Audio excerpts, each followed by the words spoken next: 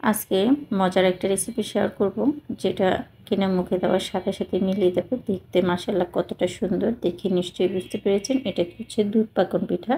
এটা দুধে ভিজিয়ে করা হয়। আর আপনি চাইলে এটা কিন্তু রেখে খেতে পারবেন, নর্মাল ফ্রিজে রেখে। এটা বেশি মজা হয় ঠান্ডা ঠান্ডা খেতে। অসম্ভব মজার একটা রেসিপি, তৈরি করা একদম সহজ। এখানে 1 কাপ পানির মধ্যে সামান্য 1 চিমটি লবণ আর এক কাপ পরিমাণ ময়দা দিয়ে আমি ডোটা তৈরি করে নিয়েছি। নর্মাল রুটির আটার মতো ডোটা তৈরি করে নেব। আর সাথে একটা বাটিতে ভেঙে নিয়েছি একটা ডিম। ডিমটা খুব ভালো করে একটু ফেটিয়ে নেব। এই পর্যায়ে যে ডোটা তৈরি করেছি এটা পুরোপুরি ঠান্ডা করে নেবেন, কারণ গরম অবস্থায় ডিম দিয়ে মিশানো যাবে না, তাহলে ডিমের গন্ধ একটা মানে বিশ্রী একটা গন্ধ ছড়াবে। তাই একটু একটু করে ঠান্ডা করে নিয়ে তারপর একটু একটু করে ডিমের মিশ্রণটি দিয়ে সফট একটা মসৃণ ডো তৈরি করবে। এই কাজটা কিন্তু আপনি একটু সময় নিয়ে করতে হবে। যত ভালো করে মথে দিবেন, ডিমটা একসাথে দিবেন না, অল্প একটু একটু করে দিয়ে। 1 কাপ ময়দার জন্য আপনার পুরো একটা ডিমে যথেষ্ট। আর একটা ডিম পুরাটাই লাগবে। আপনারা যদি ডিমের সাইজ বড় ছোট হলে একটু কম বেশি লাগতে পারে। খুব ভালো করে একটু একটু করে দিয়ে মসৃণ ডোটা তৈরি করে। আর যদি দেখেন হাতে আটকায়, মানে একটু লেগে লেগে আসে, তখন হাতে একটু তেল মেখে ভালো করে মসৃণ এই ডোটা তৈরি করে নেবেন। ডোটা দেখে বুঝতে পারবেন যে কতটা পারফেক্ট হয়েছে। একদম তেল তেলে হয়ে যায় উপরে।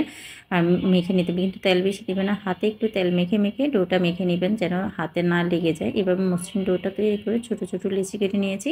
পিঠাটা যত ছোটো করে তৈরি করবেন তত ভালো হবে। তাহলে হচ্ছে দুধে দেওয়ার পরে কিন্তু এটা ফুলের দ্বিগুণ হয়ে যায়। এটা কিন্তু ভাজার পরেও ডাবল হয়ে যাবে ফুলে। তারপর হচ্ছে দুধে দেওয়ার পর আরও ডাবল হবে। তাই ছোটো ছোটো লিচি কেটে একটু লম্বা শেপ দিয়ে কীভাবে আমি কাজটা করতেছি একটু দেখে বুঝে নেবেন। এখন এই চালনিটার সাহায্যে আমি কিন্তু চাকনিটার সাহায্যে কিন্তু আমি এই ডিজাইনটা তৈরি করে নিচ্ছি। দেখেন কীভাবে করছি। একটু চেপে চেপে দিলে একটা সুন্দর ডিজাইন ক্রিয়েট হবে।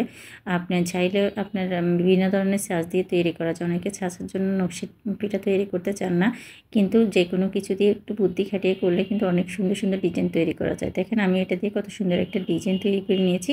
এভাবে আমি চাপ দিয়ে এক সাইড থেকে মুড়িয়ে নিয়ে সুন্দর একটা ডিজাইন তৈরি হয়ে গেছে। আর আপনার চাইলে টুথপিক দিয়ে বিভিন্ন ডিজাইন দিয়ে সুন্দর ডিজাইন তৈরি করে নিতে পারেন, বা সাজ দিয়ে তৈরি করতে পারেন, যার যার পছন্দ অনুযায়ী।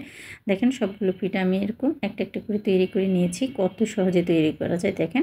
আর দেখতেও মাশাআল্লাহ অনেকটাই সুন্দর লাগছে, অনেক সুন্দর হয়েছে পিঠাগুলো। এখন আমি তেলে ভেজে নেব। তেলে ভেজে নেওয়ার জন্য চুলাতে একটা কড়াই বসিয়ে পর্যাপ্ত পরিমাণে তেল দিয়ে একটা একটা করে ফিটে দিয়ে তেলটা প্রথমে গরম করে নেবেন। খুব ভালো করে গরম হয়ে আসার পরে মিডিয়ামে রেখে একটু একটা একটা করে পিঠা দিয়ে, পিঠার এক পিঠ যখন শক্ত হয়ে আসবে সাথে সাথে উল্টানো যাবে না, তাহলে কিন্তু পিঠাটা ভেঙে যাবে।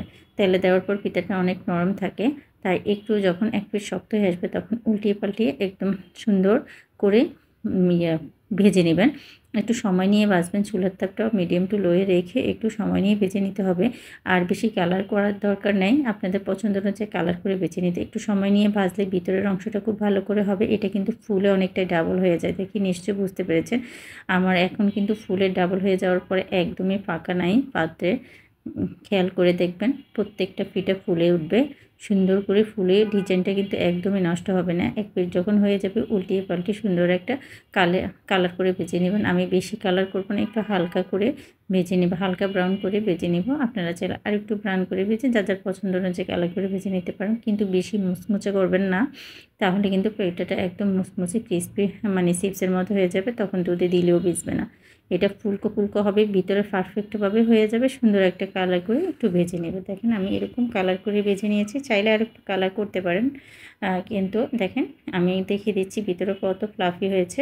এখন চুলাতে আমি আলাদাভাবে দুধটা জাল দিয়ে নিয়েছি। বেশি দুধ ঘন করবেন না, তাহলে পিঠাটা ভিজতে চাইবে না। একটু আমি এখানে কিছুটা গুঁড়ো দুধ মিশিয়েছি। এখানে 1 লিটার দুধ নিয়েছি। মোট 1 কাপ ময়দার জন্য 3 কাপ লিকুইড দুধ লাগবে। এটার সাথে আমি একটু গুঁড়ো দুধ মিশিয়ে একটু জাফরান মিশিয়ে ফুটিয়ে নিয়েছি। দুধটা কুসুম গরম থাকা অবস্থায় পিঠাগুলোকে দিয়ে, পিঠাটাও কুসুম গরম থাকবে, দুধটাও কুসুম গরম থাকবে, পিঠাটা দিয়ে ঢাকনা দিয়ে ঢেকে রেখে দিব।